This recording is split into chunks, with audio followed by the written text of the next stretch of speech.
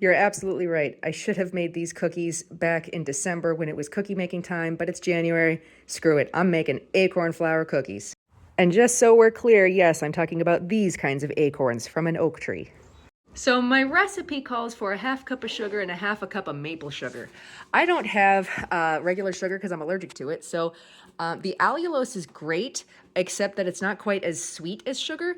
And the monk fruit is fantastic, but it's a little bit too sweet for me.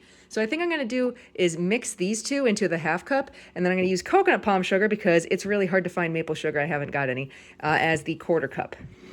So this is a quarter cup of allulose, a quarter cup of coconut sugar, and a quarter cup of monk fruit sweetener. Because again, Amelia is allergic to cane sugar and can't have cane sugar.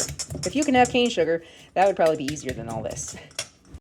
So I had 2 sticks of unsalted butter. The problem is it's supposed to be at room temperature, and my room temperature is really cold. So I stuck them in a pot to melt them a little bit. And I don't know if this is going to change the consistency. Oh well, it's still butter.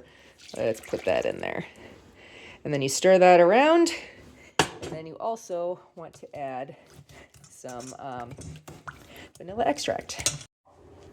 Half a teaspoon of vanilla extract. Cooking in my house is so much fun because I'm also gluten-free. So I'm going to use this oat flour blend, all-purpose gluten-free. So I need 1 cup of that and 1 cup of the acorn flour to go into this bowl here. That's all nice and whisked together, those 2 flours, and they're going into this bowl of the melted butter and sugar. So this is what my dough looks like right now. I'm going to leave this out on the counter to solidify just a little bit because, again, I was supposed to use softened butter, not melted butter. It's just really cold in my house, and that was, like, physically impossible. All right. Here's what's going down.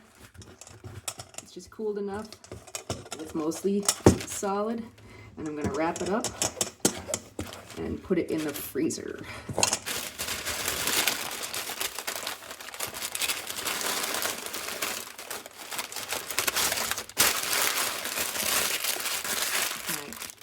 Just like that, and it's going in the freezer for 2 hours. I pulled it out of the freezer, and now it's too cold to move it, so I'm beating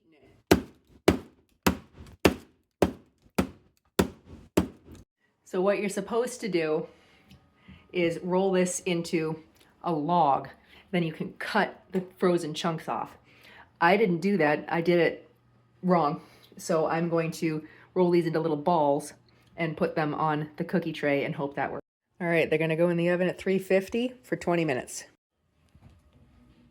Well, clearly I burnt the first batch, but I could try another one. I think I put it on for an extra 2 minutes and that turned them black.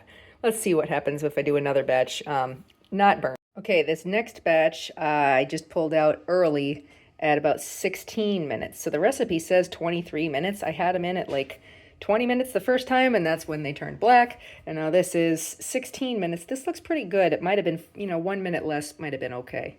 So this is how the second batch came out. The back is not perfect, and they're a little bit crumbly. I should have let them sit on the tray a little longer, but, let's see how they taste.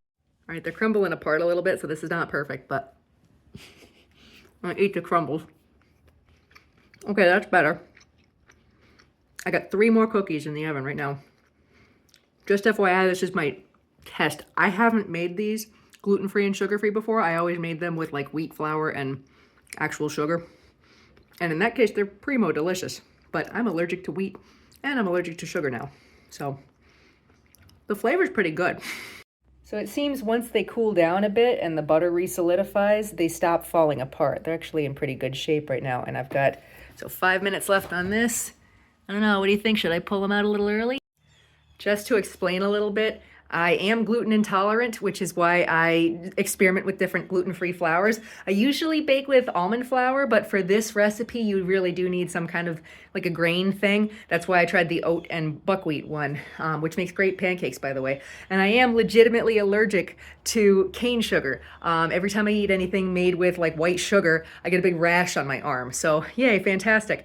Anyway, there's gotta be other people in the world that have these kinds of problems.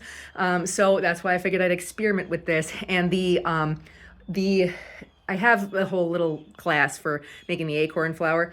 It's a lot easier than you think it is. But the thing is, when you eat that acorn flour or anything made with it, like the cookies or whatever, your body like wakes up. Your body says, oh, I remember this.